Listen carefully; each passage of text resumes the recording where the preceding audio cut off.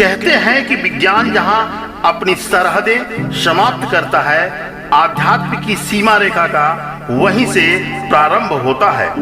आप किसी भी धर्म के आस्थावान हो, जीवन में ईश्वर के आस्था सिद्धांत को प्रश्न चिन्हित नहीं कर सकते।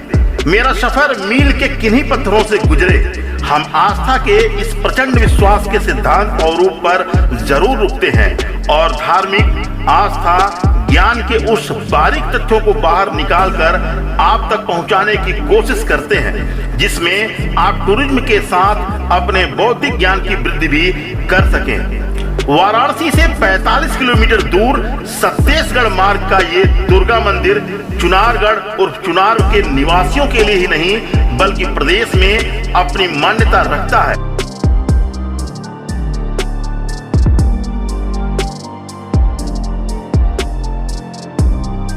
तो मैं आज हूँ चुनार के दुर्गा मंदिर पे और इस दुर्गा मंदिर की हर एक चीज़ों से हम आपको वाकिफ कराएंगे। लेकिन एक बार हम जरूर कहना चाहेंगे, जो लोग भी चुनार में रहते हैं या उनका कहीं न कहीं से इस चुनार से संबंध है और इस दुर्गा मंदिर को और निश्चित रूप से उनका जरूर संबंध होगा। ऐसे लोगों से सिर्फ इतना ही कहना है, इस वीडियो को आप शेयर जरूर करिएगा। वीडियो क्रम में हम हर जगह दिखें ये संभव नहीं है, क्योंकि हमें वीडियो को पॉजिटिव देना रहता है, हर चीज़ों को दिखानी रहती है। इस वीडियो में आपको बहुत कुछ देखने को मिलेगा और बहुत सारी चीज़ें आपको वो चीज़ें याद आएंगी जो आप बचपन के दिनों में जिए हैं। इसलिए जो चुनार के रहने वाले हैं इस वीडियो को जरूर शेयर करें। कहते हैं कि मिर्जापुर के विंध्याचल मंदिर के बाद जब तक इस सिद्धपीठ दुर्गा मंदिर का दर्शन आप न कर लें तब तक आपका दर्शन अधूरा माना जाता है।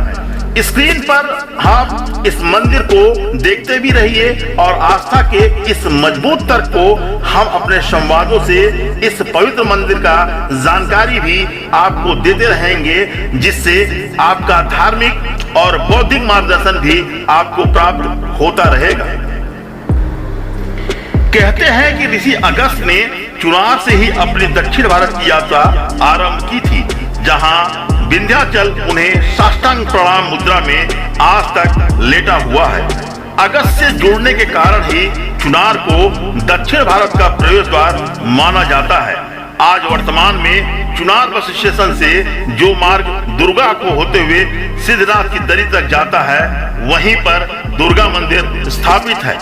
प्रकृति ने अपना संपूर्ण वैभव यहाँ बिखेर रखा है। चारों ओर सघन बनरोधी और झाड़ियों के मुक्त बहते झरनों का संगीत सैलानियों को मंत्रमुग्ध कर देता है। इस स्थल के प्रवेश द्वार पर दुर्गा खो है। यह स्थान पौराणिक काल में तंत्र साधना का सिद्धपीठ रहा है। अनेक तांत्रिक साधनों की यह भूमि सर्वदा ही लोगों के कौतूहल का केंद्र रही है। कहते हैं कि देश के 51 शक्तिपीठों में इसका भी स्थान है और यहाँ पर भी सती के अंग गिरे थे। यहीं पर विंध्य पर्वत शिखर भगवती दुर्ग का मंदिर वर्तमान में है। कहा जाता है काशी खंड में एक कथा आती है, जिसके अनुसार रुद्र दैत्य के पुत्र दुर्ग के तप पर प्रसन्न होकर ब्रह्मा ने उन्हें अजय होने का वर दे दिया, पर दुर्ग ऋषि मुनियों को तथा देवी देवताओं को कष्ट देने लगा तथा सभी देवी देवताओं ने शिव से रक्षा की गुहार की। शिव ने देवी पार्वती से दुर्ग का वध करने का अनुरोध किया। तब देवी पार्वती ने अपनी शक्ति के काल रात्रि में सुंदर स्त्री के रूप में प्रकट करके दैत्यों के पास दुर्ग को आदेश दिया, इसे मेरे पास ले आओ। दैत्यों ने जो ही दुर्ग को काल रात को पकड़ना चाहा कि वह अपने दीर्घ श्वास में भस्म हो गया। इस दृश्य को देखकर दुर्ग अपनी विशाल सेना लेकर काल रात्रि से युद्ध करने चला गया और काल रात्रि आदि स्थिति में चुनार इसी विंध्य पर्वत पर देवी पार्वती के पास आ गई। उसी समय दैत्य दुर्ग भी अपनी सेना को लेकर यहाँ पर आया। देवी दुर्ग की ये भ्रष्टता क्रोधित हो गई। उन्हें सहज भुजा धारण कर दुर्ग और उसकी सेना का संहार कर दिया। इस पर देवताओं ने भगवती उमा की स्तुति की तथा उन्हें दुर्ग का वध करने के कारण दुर्गा नाम से अभिभाषित किया। दुर्ग पर पहुंचने पर नीचे सीढ़ियों से उतरना पड़ता है। आप स्क्रीन पर इन चीजों को देख भी सकते हैं। कोई कोई वीडियो क्रम में आगे और पीछे हो सकता है, किंतु ये सारी चीजें आपको इस वीडियो में देखने को मिलेंगी। जहां सीढ़ियां नीचे समाप्त होती हैं, वहीं पर देवी दुर्गा के प्रकट होने का वर्णन मिलता है। बाद में राजा सूरत द्वारा देवी की प्रतिमा सामने की चोटी पर स्थापित करके वहां पर भव्य मंदिर की स्थापना की। वैसे यह सत्य है कि यह स्थान तंत्र साधना के लिए सर्वथा उपयुक्त है। इस प्रवेश के प्रांगण में प्रवेश करते ही बाएं हाथ अपने समय के सिद्ध साधक कमलगिरी की समाधि है। इन्होंने ही यहाँ पर जीवित समाधि ली थी, लेकिन यहीं का जब एक व्यक्ति वर्षों पश्चात जगन्नाथ जी के मंदिर में दर्शन करने गया तो वहां कमलगिरी को देखकर उसके चरणों में गिर पड़ा। दुर्गा खोह का वर्तमान स्वरूप दो भागों में विभक्त है। घाटी के इस पार देवी का प्राचीन प्राकट्य स्थल है और उस पार पर्वत खंड पर वर्तमान मंदिर है। इस घाटी में वर्षा काल में एक छोटा जलप्रपात गिरता है। यह प्रपात कुंड में गिरकर फिर इन्हीं घाटियों से होता हुआ मैदान में पहुंचकर भगीरथ गंगा में मिल जाता है। इस कुंड के ऊपर दोनों ऊपर सुंदर दालान तथा कमरे बनवा दिए गए हैं। सबसे पहले बाबू हनुमान प्रसाद ने तथा अन्य व्यक्तियों ने भी यहाँ निर्माण कार्य कराया है, जिन्हें लोग भोजन बनाते हैं और यहीं पर लोग विश्राम करते हैं तथा आवश्यकता होने पर वो यहाँ ठहरते भी हैं। इस कुंड की निर्माण की भी अद्भुत कथा है, जिसे स्वर्गीय भानु प्रताप तिवारी ने सन 1880 में प्रकाशित अपनी पुस्तक चुनार का इतिहास में वर्णन किया है, जिसमें दुर्ग के वध की कहानी लिखी गई है तथा राजा सूरत का भी नाम आया है। यह पुस्तक के अनुसार दुर्ग के वध के पश्चात यहाँ इतना रुधिर बहा कि इसके स्थान पर एक कुंड निर्मित हो गया। इसके पश्चात भगवान श्री राम ने वनागमन के पश्चात इधर से जाते समय देवी दुर्गा की पूजा की थी। आगे चलकर द्वापर में राजा सूरत ने यहाँ मंदिर बनवाया। पहाड़ में स्थापित प्रतिमा को लाकर मंदिर में स्थापित किया।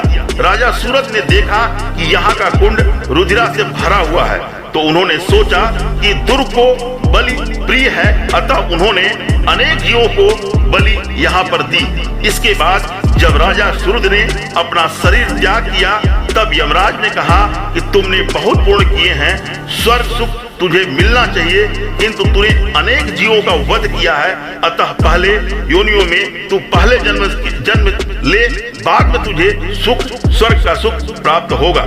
इस प्रकार चूंकि राजा सूरत ने चैत्र शुक्ल के नवरात्र में इस मंदिर का निर्माण करवाया था, अतः वास्तविक नवरात्र में यहाँ लोग दर्शन करने आने लगे तथा सर्दीय नवरात्र में भगवान श्री राम के दर्शन करने के कारण इस नवरात्र में भी लोग देवी की पूजा करते हैं। इस स्थान पर पूरे सावन महीने लोग देवी का दर्शन पूजन करते हैं तथा दाल चावल लिट्टी चोखा आदि बना करके यहाँ प्रकृति का आनंद भी लेते हैं। सावन के प्रत्येक मंगलवार को यहाँ मेला लगता है। सबसे अधिक भीड़ चौथे और कभी कभी पड़ने वाले 5वें मंगल को भी होती है और कभी कभी सच्चे सिद्ध साधकों को भी यहाँ आगमन होता रहता है। इस दुर्गा मंदिर के ठीक 100 मीटर आगे काली खोह है, जहाँ माँ काली की प्रतिमा स्थापित है।